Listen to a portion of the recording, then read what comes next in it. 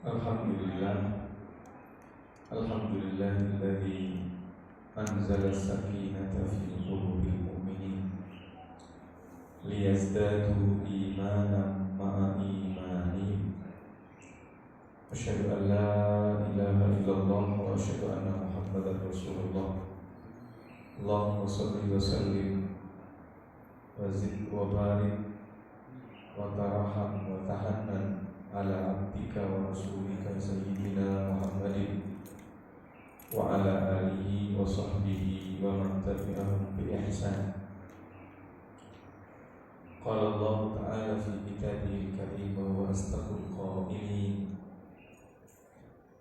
ya ayyuhalladzina amanu taqullaha wal tanzur nafsum ma qaddamat lighadin wattaqullaha innallaha khabirun bima ta'malun.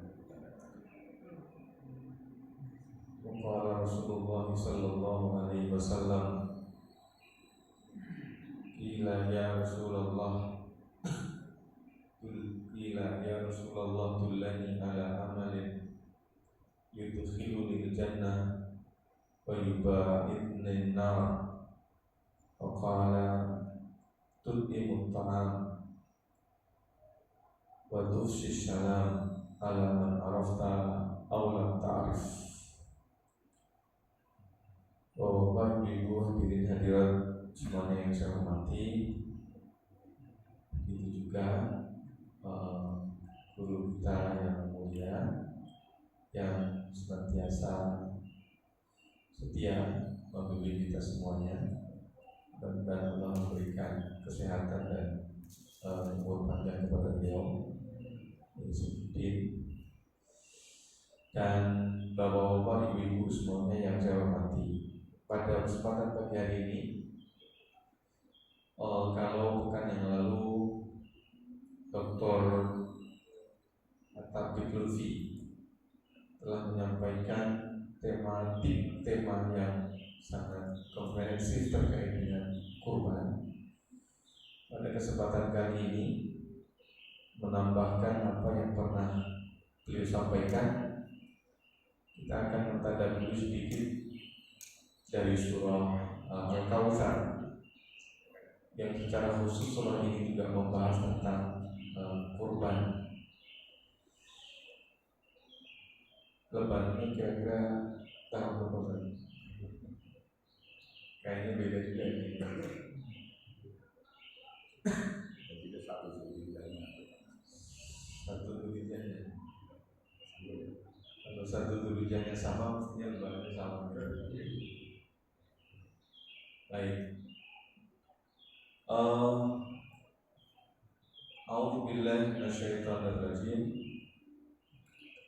Inna a'tainakal kautsar fasholli li rabbika wanhar inna syani'aka wal abtar.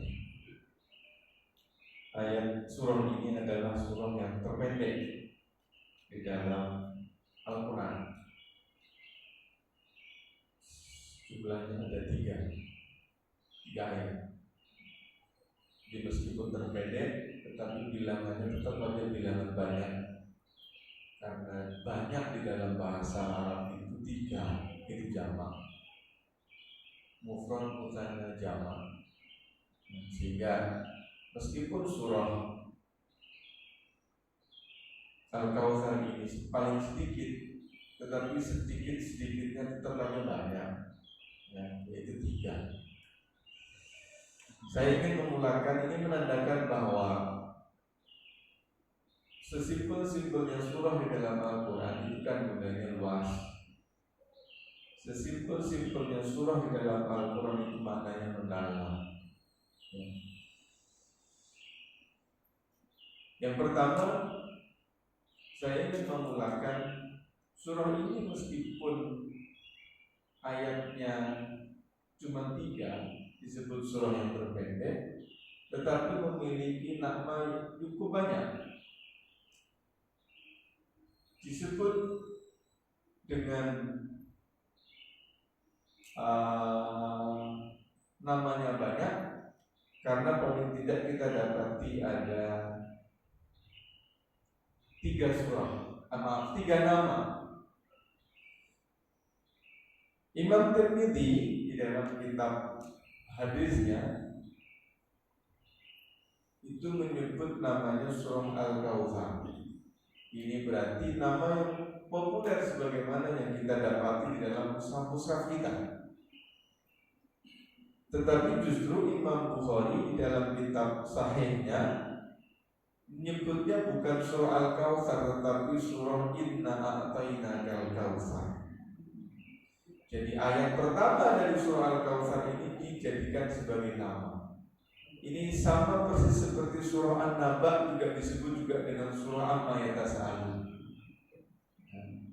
Surah Amma Yatasa'alun itu berarti surah An-Naba. Nah, Imam Bukhari menyebut surah ini dengan surah Inna A'tainakal Kautsar. Dan kalau kita buka mushaf kita ada daftar isi nama-nama surah itu, tidak ada nama surah Inna A'tainakal Kautsar ini. Kita jumpanya seperti yang disebut oleh Imam Tirmidzi, itu surah Al-Kautsar. Nah, ada satu lagi,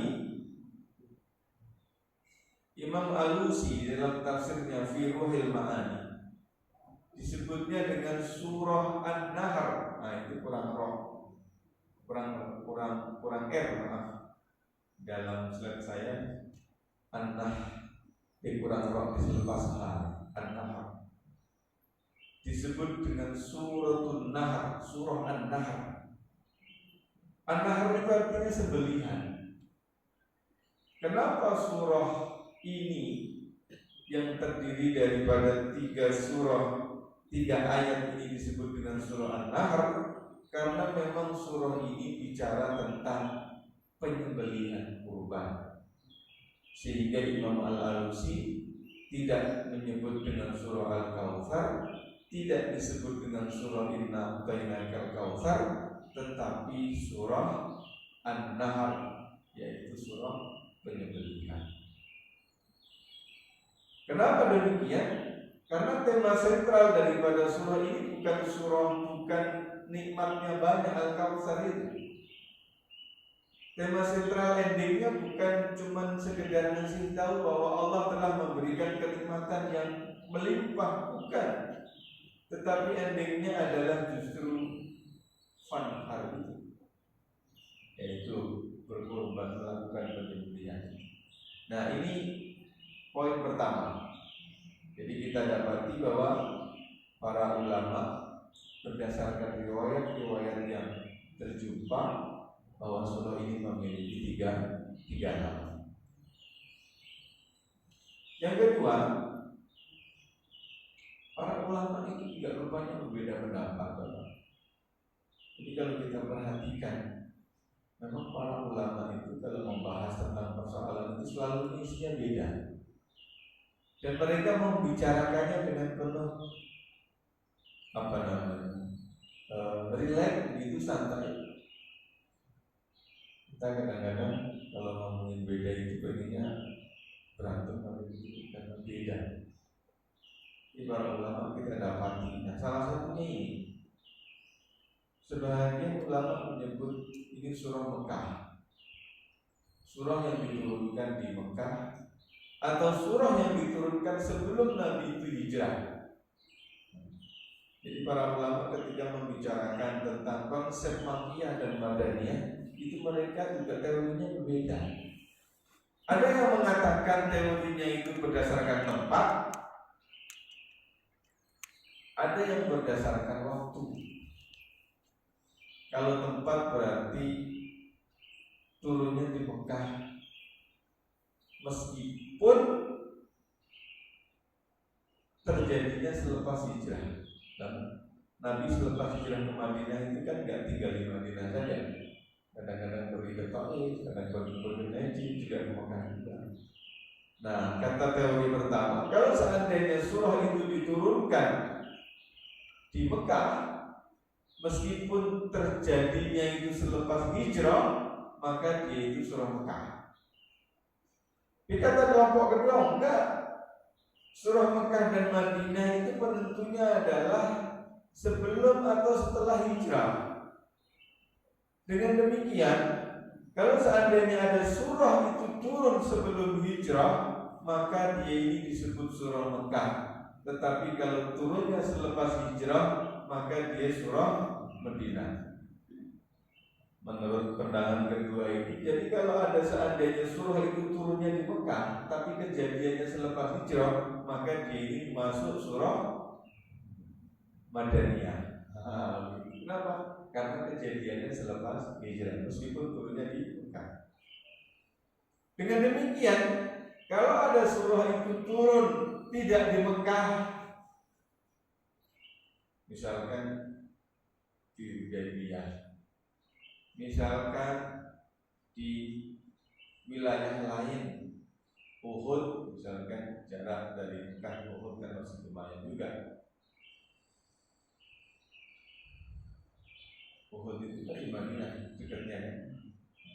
Jadi kalau seandainya ada surah itu turunnya di Uhud, tetapi kejadiannya misalkan sebelum hijrah, maka tetap dia disebut dengan surah Mekah. Jadi ini pendapat pertama, surah ini adalah turunnya di Mekah, urutannya nomor 15 antara surah Al-Adiyat dengan surah At-Takatsur. Kalau urutan turunnya itu nomor 15 itu berarti masih di awal-awal. Jadi dulu Imam Ali itu punya susunan Al-Quran bukan berdasarkan seperti kita pegang Pak, tetapi turunnya berdasarkan penyusunannya berdasarkan turun. Jadi surah yang kita ayat Al-Quran yang kita pegang ini turunnya berselang-selang, gak sama. Tapi kemudian karena atas perintah Allah, Rasulullah mengatakan taruh ayat ini di dalam surah ini. Surah ini letakkan selepas surah ini dan selepas surah itu. Tapi turunnya berbeda-beda, waktunya berbeda-beda. Nah, Imam Ali dulu itu memilih koleksi pribadi berdasarkan turunnya. Siapa yang duluan turun maka ditulis nomor pertama. Habis itu apa, habis itu apa, habis itu apa. Nah, surah Al-Kautsar ini turunnya nomor 15. Kalau 15 dari 114 berarti ini masih di fase awal-awal. Dengan demikian berarti surah ini masuk surah Mekah. Kata pendapat pertama. Tapi kata pendapat kedua enggak. Ini surah Madinah. Kenapa? Ini kejadian turunnya di Hudaybiyah. Hudaybiyah itu interaksi Nabi dengan Hudaybiyah itu terjadi selepas hijrah. Sebelum hijrah, Nabi itu nggak ada kaitannya dengan Hudaybiyah. Satu alasan. Alasan yang kedua, surah ini tuh kan nyuruh kurban. Fasholli li rabbika wanhar. Sementara kurban sendiri itu syariatnya terkait dengan ibadah haji. Sedangkan ibadah haji sendiri Nabi itu melaksanakannya ketika di Mekah atau di Madinah. Nah, Nabi itu dulu hajinya dari Mekah atau dari Madinah? Dari Madinah. Dan itu cuma sekali saja. Itu pun disebut dengan haji wada. Padahal cuma sekali. Ya. Nah, ini pendapat yang kedua. Dengan alasan itu, maka kemudian surah Al-Kautsar ini masuk dalam kategori surah Madinah. Pertama karena diturunkannya di Hudaybiyah, yang kedua karena tema utamanya adalah tentang kurban. Dan kurban itu disyariatkan yang belum terjadi di Mekah, tetapi ketika Nabi sudah tinggal di Madinah.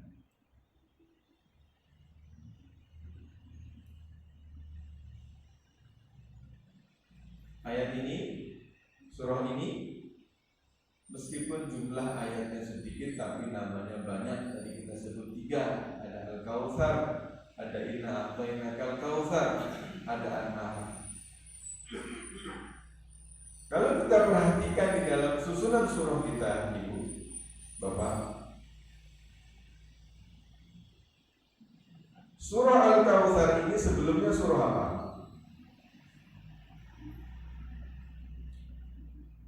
Surah Al-Ma'un. Surah Al-Ma'un bicara tentang pendusta agama. Kenapa disebut dengan pendusta agama? Karena tidak memperdulikan orang fakir dan orang miskin, menghardik anak yatim, dan membiarkan orang susah di dalam kesusahannya, tidak memberikan bantuan. Kenapa disebut dengan pendusta agama? Karena sholatnya tidak ditunaikan, tidak ditegakkan dengan penuh kekhusyukan. Kenapa disebut pendusta agama? Sholat memang, tapi sholatnya untuk riya. Nah, ini surah Al-Ma'un. Selepas surah Al-Ma'un ini kemudian Allah letakkan surah Al-Kautsar. Inna a'tainaka al-kautsar fasalli li rabbika wanhar. Jadi kalau di dalam surah Al-Ma'un itu yang menyebabkan orang itu mendusta agama karena enggak mau berkorban untuk orang miskin dan juga sholatnya bermasalah, sekarang di dalam surah Al-Kautsar itu kedua hal itu juga menjadi faktor orang itu mulia.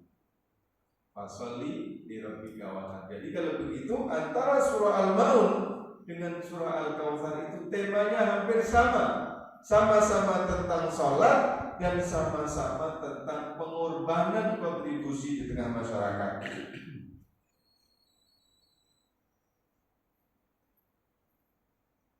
Selepas surah Al-Kautsar itu surah Al-Kafirun. Selepas inna syani'aka wal abtar, sesungguhnya orang yang mencelamu itu Muhammad itu adalah orang yang abtar.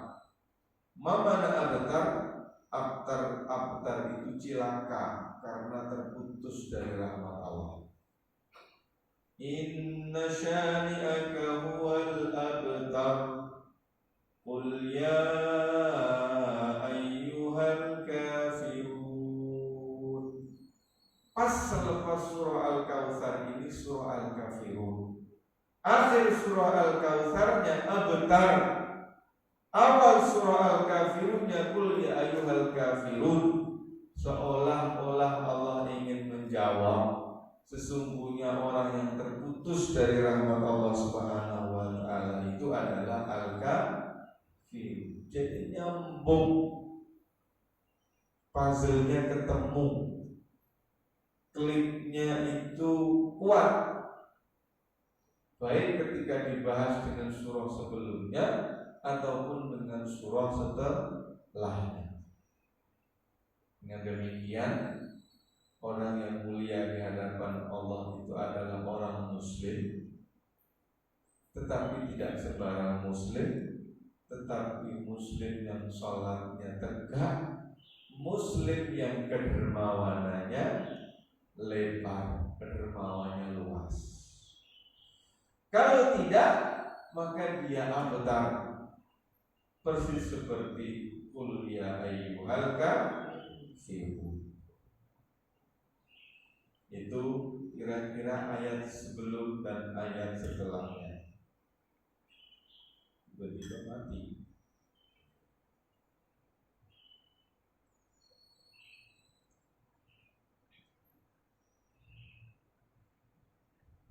Nah, surah Al-Kautsar ini diawali dengan anugerah. Inna a'tainakal kautsar. Sungguh telah kami anugerahkan kepadamu nikmat yang banyak. Jadi awalnya Kautsar, diakhiri dengan abtar. Ini khusus buat kita semua ini. Diawali dengan Kautsar, diakhiri dengan abtar. Awalnya adalah nikmat yang banyak, tapi akhirnya adalah putus dari kenikmatan. Mungkin pertanyaannya, gimana supaya nikmat yang banyak itu enggak sia-sia, enggak celaka, enggak terputus dari rahmat Allah? Jawabannya ada di ayat yang keduanya. Nikmat yang banyak yang Allah anugerahkan itu supaya enggak sia-sia adalah fasolli, adalah wanhar.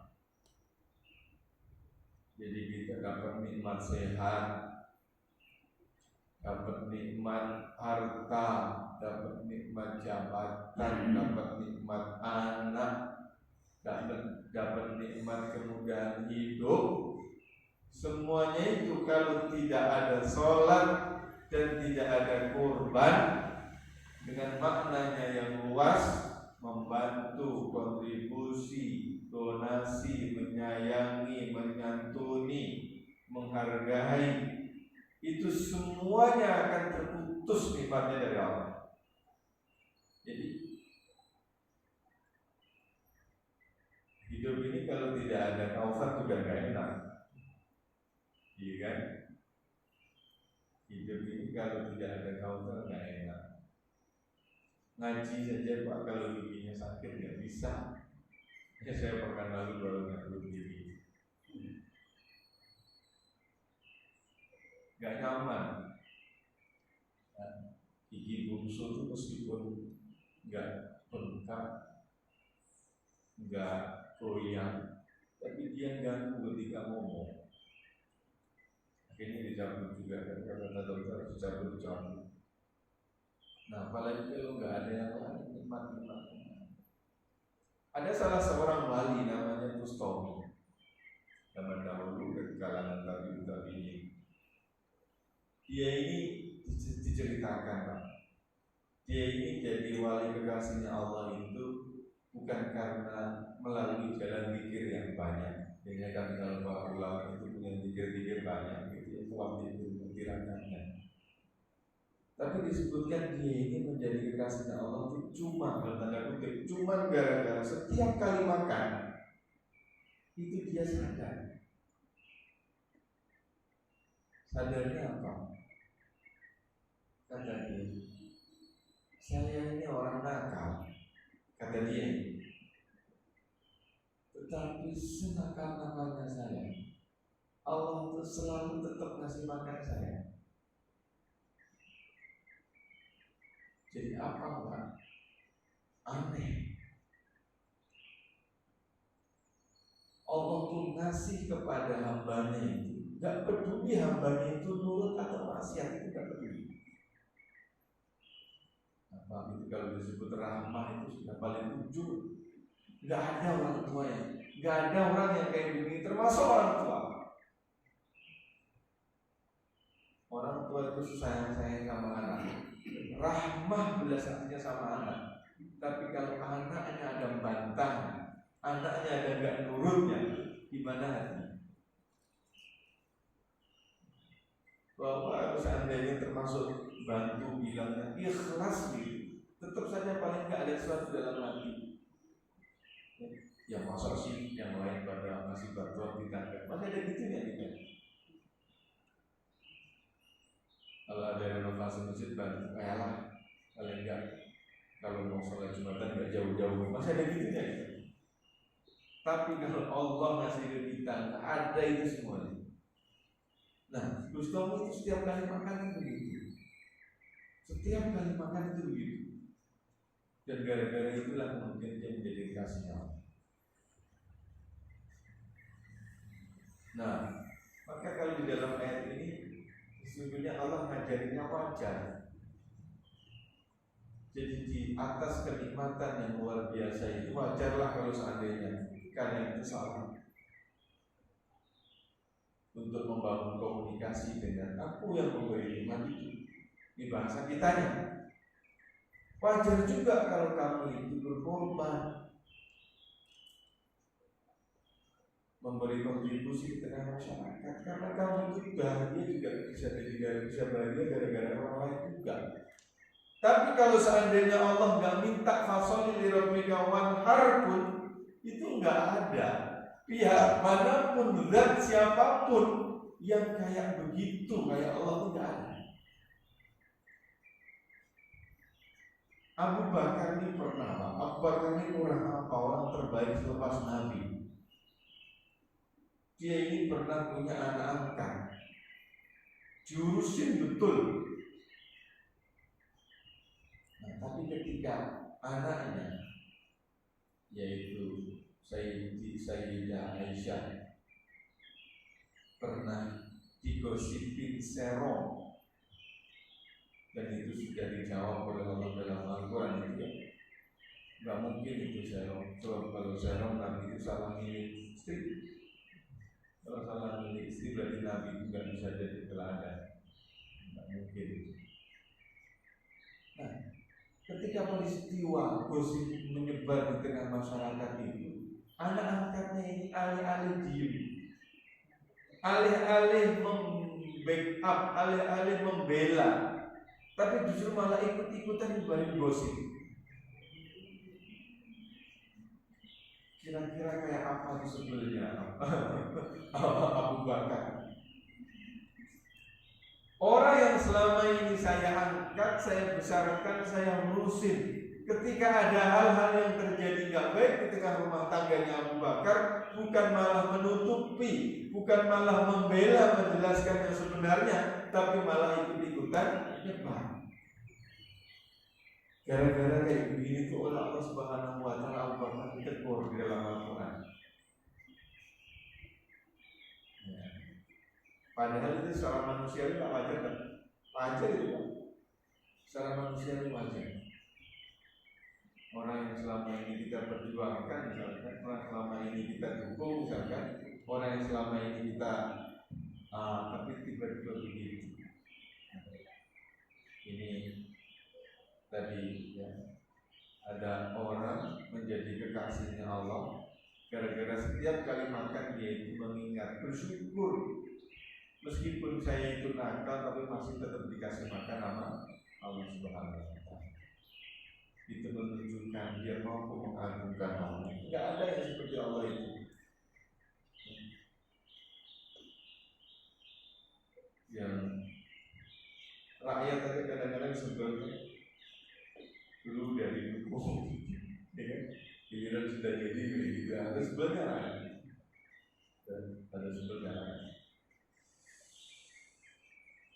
Nah, dengan demikian surah Al-Kautsar ini lagi-lagi bukannya adalah inna atainakal kautsar, karena hampir tidak ada orang itu yang di atas muka bumi gak dikasih anugerah, tidak ada.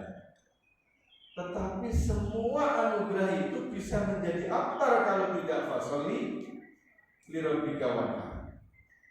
Nah, oleh karena itu kalau kita lihat runtutannya, surah Al-Kautsar ini penutup daripada surah anugerah.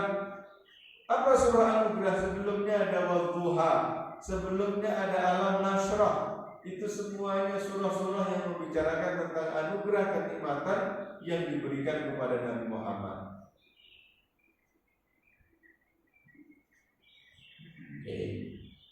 Surah Al-Kautsar ini, Pak, jumlah perkataannya ada 10.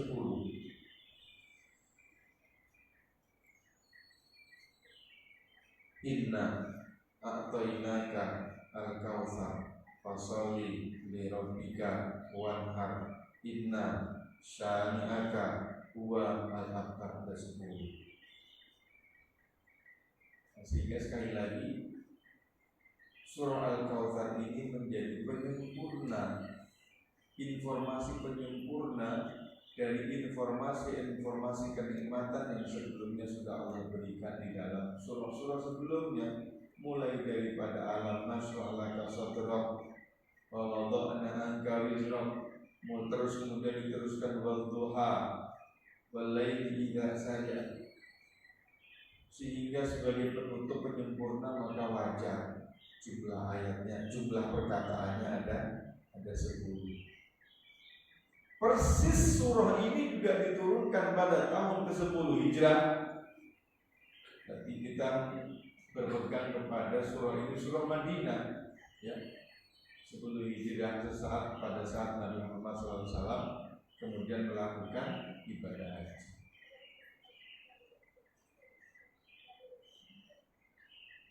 Jadi 10. Persis pada saat yang sama pencela Nabi, yaitu Abu Lahab dan Abu Jahal, itu diriwayatkan sempurna tercelanya itu juga pada tahun ke-10 ini.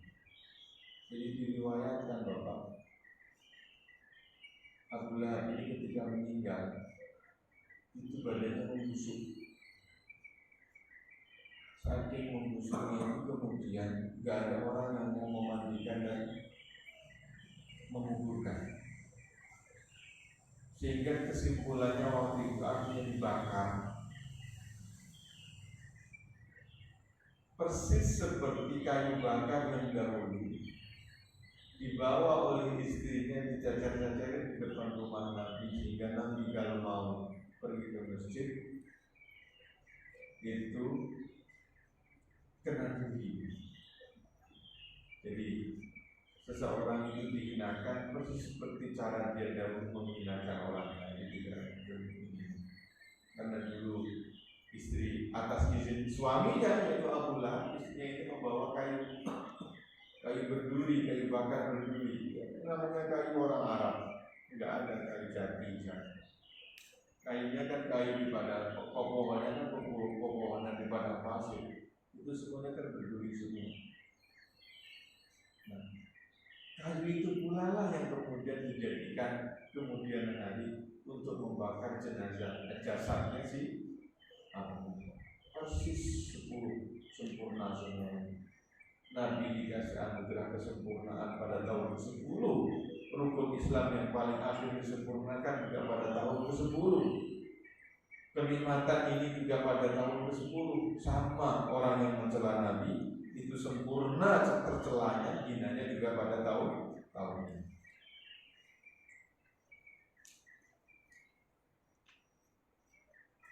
Tadi kita sudah jelaskan surah Al-Kautsar ini adalah surah kontra, komposisi dengan surah sebelumnya. Kalau di dalam surah Al-Maun itu ngomongin orang yang tercela, orang yang berdusta, dan di dalam surah Al-Kautsar ini adalah orang yang menyempurnakan agama. Kurban kaitannya dengan haji, dan haji itu adalah rukun Islam terakhir, penyempurnaan rukun Islam.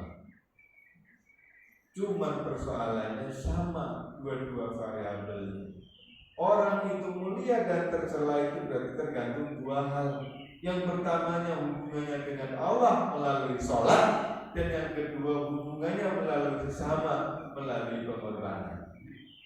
Kalau sholat dan pengorbanannya jalan, sempurna di Al-Kautsar. Tapi kalau seandainya sholat dan pengorbanannya berhenti, maka tercela pula lah dia, terputus pula lah dia dari Allah Subhanahu wa Ta'ala.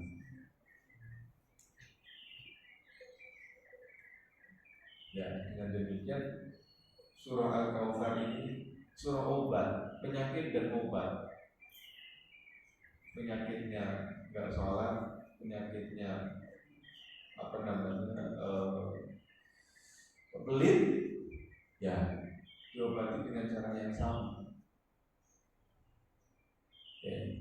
Kita mulai ayat yang pertama.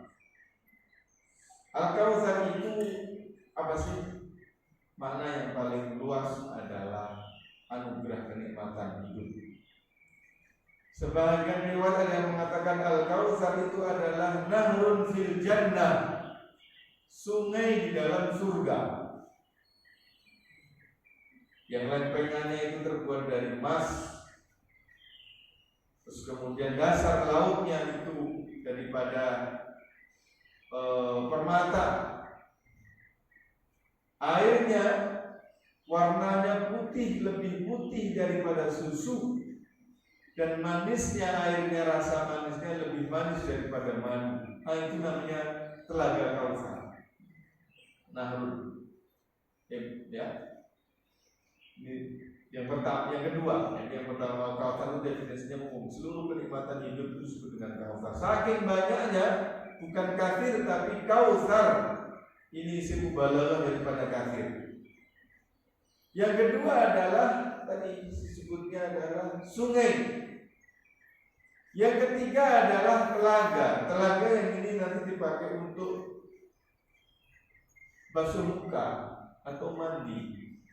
Jika seseorang itu mendapatkan syafaat dari Nabi, maka dia dikirim menuju telaga ini.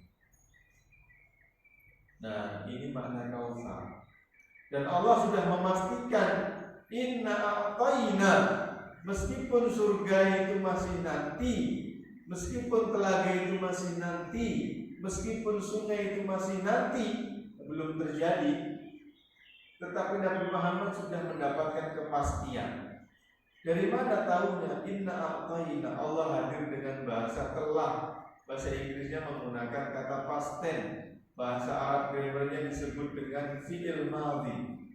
Inna, sesungguhnya kami a'tayna, telah memberikan siapa kami kepadamu wahai Muhammad al-Kautsar, kenikmatan yang banyak, sungai Kautsar, telaga Kautsar. Ya, meskipun masih nanti tapi sudah pasti diberi. Kalau selain daripada Nabi belum ada yang tahu kita. Itu kalau Nabi sudah dikasih kepastian. Ini ayat yang pertama. Kalau seandainya kita maknai kenikmatan yang paling banyak, sehari mulai dari bangun sampai tidur lagi, cukuplah sebagai alasan untuk fasalli li rabbika wanhar. Ini ayat yang keduanya. Dengan demikian kayaknya kita ini nggak tahu diri kalau nggak sholat. Kita ini nggak tahu diri kalau nggak berkorban. Sehingga ulama dari mazhab Maliki itu menyebut, Hanafi itu menyebut kurban pada tanggal 10, 11, 12 Dzulhijjah itu fardu. Berdasarkan hadis Nabi, man wajada sa'atan, barang siapa yang menjumpai kelapangan, man wajada sa'atan falam yudhahi, tetapi tidak berkorban, tidak menyembelih hewan kurban pada tanggal 10, 11, 12, 13 Dzulhijjah, fala yaqrabanna musallana, jangan mendekati tempat sholat kami. Padahal kan kata Nabi kita ini disuruh dekat sama masjid. Kok malah ada orang yang tidak boleh dekat ke masjid? Orang itu adalah orang yang punya kelapangan harta tapi tidak berkorban. Ini yang kedua. Dalam riwayat yang lain, Nabi menyebut ma'amila adamiyun min amalin yauman nahri, tidaklah seorang anak Adam melakukan amalan pada hari nahr, pada hari penyembelihan itu, ahabbu ilallahi, yang paling dicintai oleh Allah Subhanahu wa taala, min ihraqid dam, mengucurkan darah dari hewan kurban yang disembelih itu. Jadi amalan jamaah itu utama, berbakti kepada orang tua itu utama, semua itu utama. Tetapi dari seluruh keutamaan itu, ketika pada tanggal 10 Hijjah, yang paling utama adalah menyembelih hewan kurban. Oke, dan terakhir, inna syani'aka wal abtar, orang yang mencelamu itu dia orang yang celaka rugi, orang yang menghinamu dia orang yang terhina. Jadi kalau orang, nggak ada orang yang baik dengan cara mencela orang lain, tidak ada orang yang baik kecuali dengan cara menghina orang lain, tidak ada. Semakin mencela, semakin menghina, semakin mencaci, maka dia semakin tercela, semakin terhina, dan juga semakin tercaci. Nah ini kalau di pesantren dulu ayat ini, inna syani'aka wal abtar, ini boleh diamalin kata Pak Kiai itu. Kalau ada orang itu benci sama kita, kalau ada air minum, baca ayat ini banyak-banyak, inna syani'aka wal abtar. Kemudian kalau ada kesempatan suruh yang benci minum, nanti dia akan gak benci. Pak Kiai dulu nasihatin kalau ibu-ibu lagi disebelin sama suami, kalau lagi masak nasi sambil nyuci beras itu, baca ini inna syani'aka wal abtar itu banyak-banyak. Bismillah, Fatihah, Sholawat, nanti insya Allah suatu jadi saya. Ini saya kasih tahu dari guru ya. Nanti coba dibuktikan. Kita syariat Allah. Baik, mungkin itu dari saya. Kalau apa namanya, insya Allah sudah dapat berapa ekor Pak Ketua?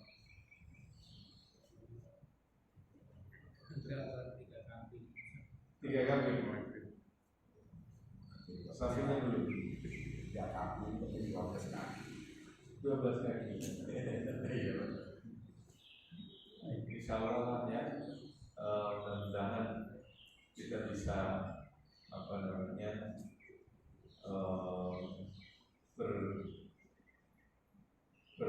berkontribusi untuk menghadirkan kebahagiaan. Maka Allah itu Pak, ketika Idul Fitri di puncak kebahagiaan kita itu menyelipkan fitrah, zakat fitrah. Nah, ketika Lebaran Haji ini menyelipkan kurban di puncak perjalanan spiritual seseorang di hadapan Allah. Tetap saja kakinya itu harus nampak di bumi. Di puncak perjalanan spiritual 30 hari puasa, tetap kakinya disuruh nampak di bumi melalui zakat fitrah agar orang lain bisa bahagia. Ini juga sama. Di puncak perjalanan spiritual melalui ibadah haji yang tidak dapat ada balasan kecuali surga itu, tetap kakinya disuruh nampak di bumi dengan kontribusi melalui kurban. Terima kasih dan bermanfaat. Assalamualaikum warahmatullahi wabarakatuh. Waalaikumsalam warahmatullahi wabarakatuh. Juga Ustaz atas pencerahan yang telah diberikan yang berkaitan dengan surah Al-Anfal. Jadi mungkin barangkali sudah kita perhatikan apa yang beliau sampaikan, bahwa beliau tidak secara spesifik membahas masalah kambing, unta atau kerbau. Kemarin kita bicara kita nggak boleh ya, karena minggu lalu sudah dibahas secara komprehensif.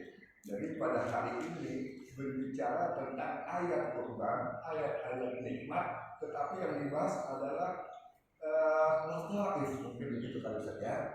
Lataif itu keindahan atau keunikan-keunikan yang ada di dalam surat tersebut. Meskipun dia 3 ayat tadi ya kita perhatikan, tapi dia banyak. Terlebih-lebih ayat pertama itu banyak diberikan kepada Nabi. Nah, jadi kita juga dapat tetesan kebanyakan ini saja. Al-Kausar kepada Nabi, mungkin kita kasih lagi cukup bagus sekali. Baik, kemudian ada berbagai nama tadi juga sudah beliau sampaikan. Masalah apakah sebelum hijrah atau sesudah hijrah Mekah Madinah, dunia ayat ini lalu sebuah informasi dari para ulama yang sangat memberikan perhatian.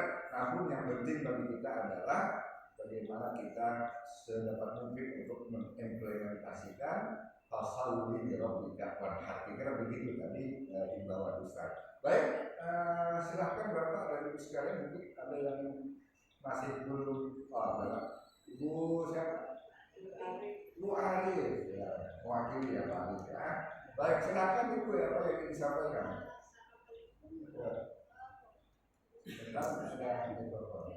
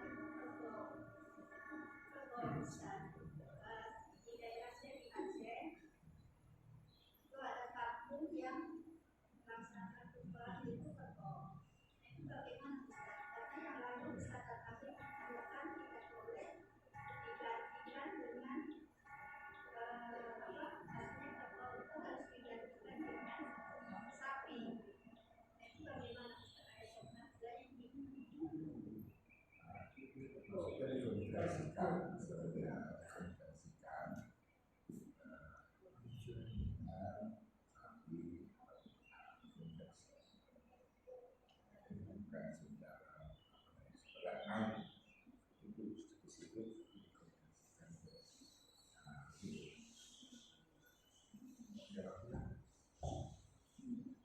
Baik, saya tidak ini ya, tidak tahu bagaimana konteksnya Pak ya, tapi pada waktu yang lalu menyampaikannya ya.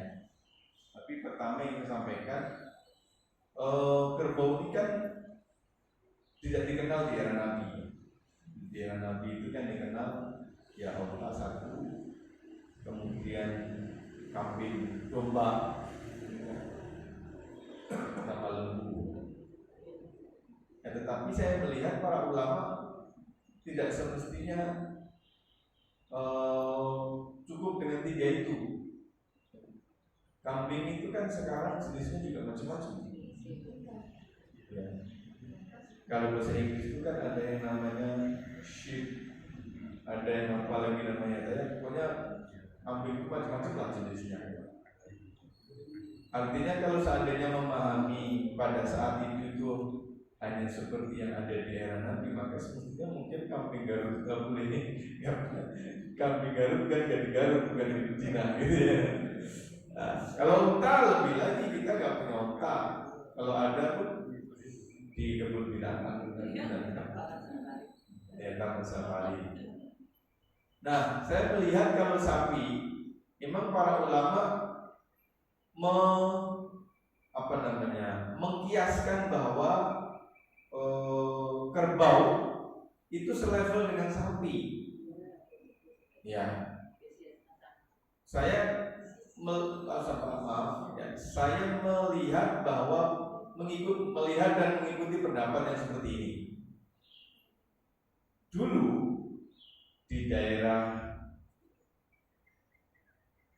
Jepara dan Kudus, ya, itu karena Hindu. Sehingga kalau ada orang membeli sapi, karena sapi itu bagi pemeluk agama Hindu itu kan suci dan sakral, ya kan?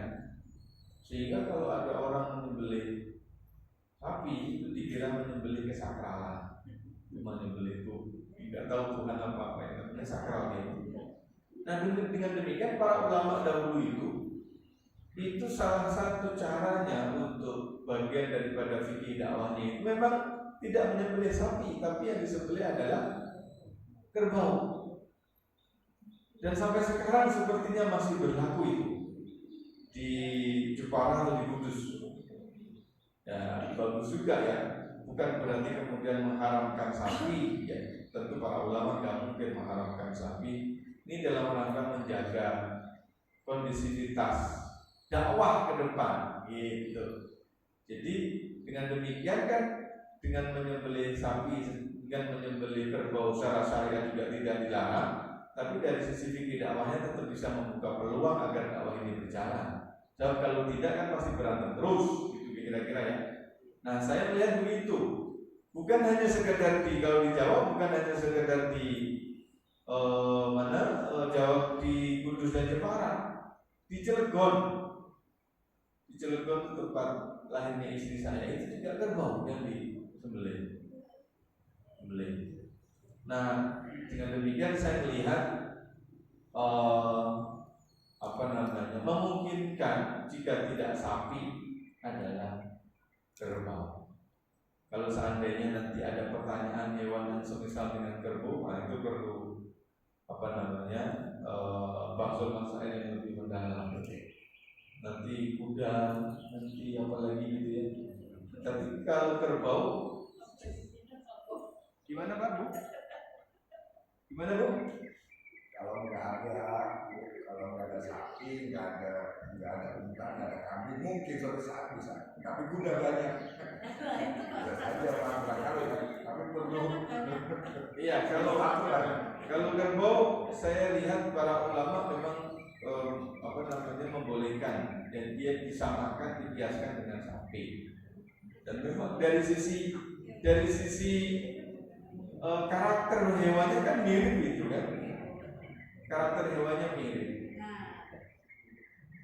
Wallahu alam ya, saya nggak tahu konteksnya pakai atabik pekan lalu gimana itu saya nggak tahu ya.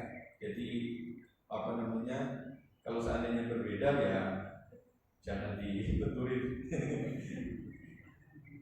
Ya mungkin barangkali kita bisa buka kembali apa yang beliau sampaikan.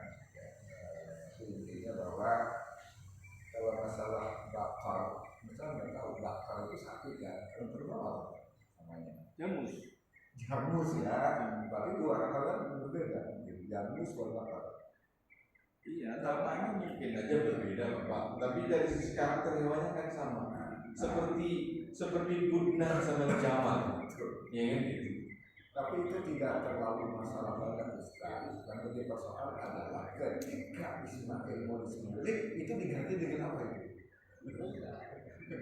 Diganti dengan domba. Nah, kan ada domba, bahasa Arab ada ma'is, ada kibas, ada bla-bla-bla, ada agak, ada ganam, ya.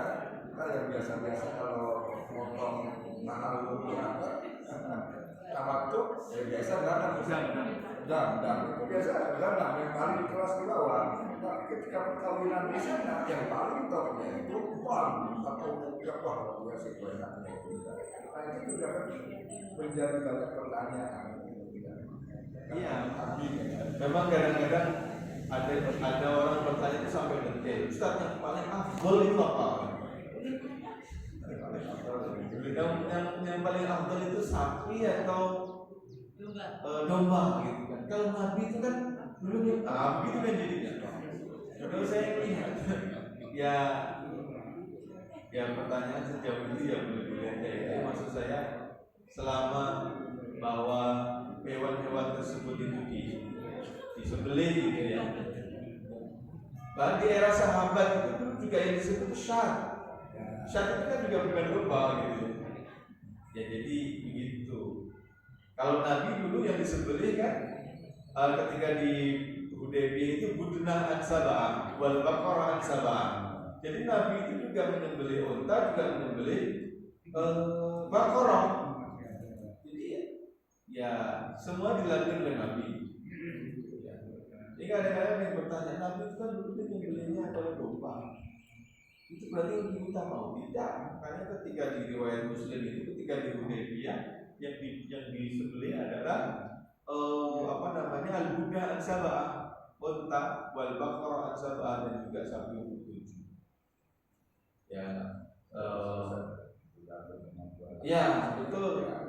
Kadang-kadang Ustaz sama-sama beli kambingnya 7, lebih baik dibeliin sapi 7. Nah, silakan berkreasi. Yang penting kurban.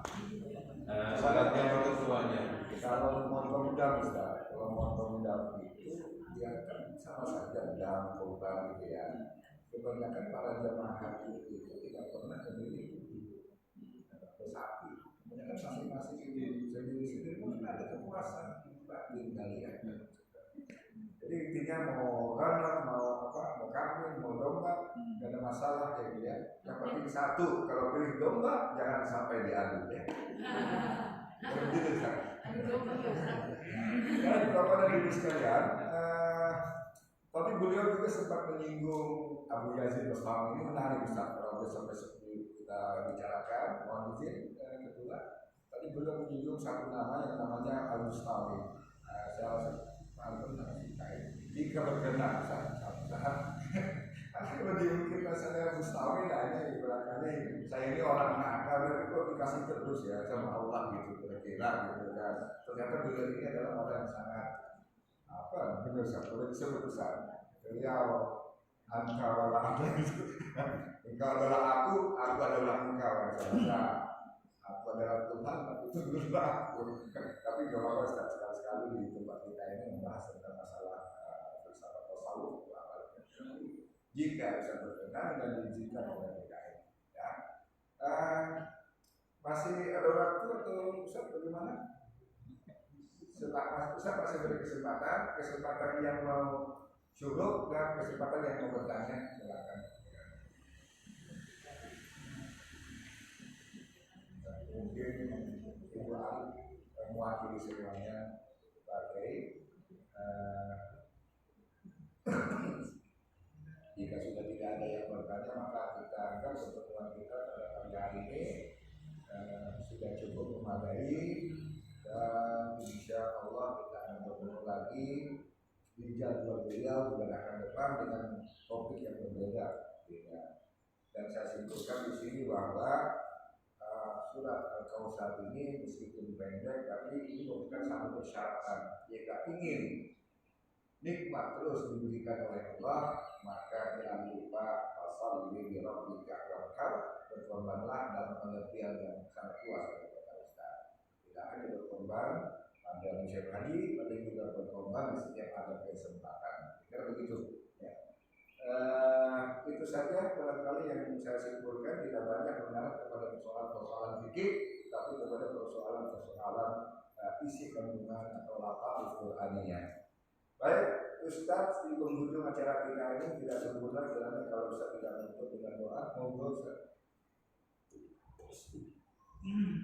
Bismillahirrahmanirrahim. Alhamdulillahirabbil alamin. Wassalatu wassalamu ala asyrofil anbiya'i wal mursalin wa ala alihi wa sahbihi wa man tabi'ahum bi ihsanin ila yaumil Allahumma shalli wa sallim ala sayyidina Abi Bakr wa Umar wa Uthman wa Ali wa ala sahabati wa tabi'in wa tabi'in bi ihsanin ila yaumil Allahumma afina wa'fu anna wa radh 'anna wa akrimna waghfir lana warhamna bi rahmatika ya arhamar rahimin. Allahumma inna ala dzikrika wa syukrika wa husni ibadatik. Allahumma ya muqallibal qulub tsabbit qulubana ala dinika wa ala ta'atik. Allahumma waffiq lana wa waffiq ummahatina wa awladana lima tuhibbu wa tarda. Allahumma jannibna minal haram. Allahumma jannibna fil wuqu'i bil haram. Allahumma jannibna bil wuqu'i min syubhat bi rahmatika ya arhamar rahimin. Allahumma akrimna wa ahlana bil Qur'an waj'alna minal rasyidin. Sallallahu ala abdika wa rasulika sayyidina Muhammadin wa ala alihi wa sahbihi wa sallam tasliman katsiran walhamdulillahi rabbil alamin. Nabi ya rabbal alamin, dengan doa tadi maka berakhir pula majelis pagi hari ini. Mudah-mudahan kita mendapatkan manfaat daripada apa yang telah beliau sampaikan. Terima kasih, kurang lebihnya mohon dimaafkan. Wabillahi taufiq wal hidayah. Wassalamualaikum warahmatullahi wabarakatuh.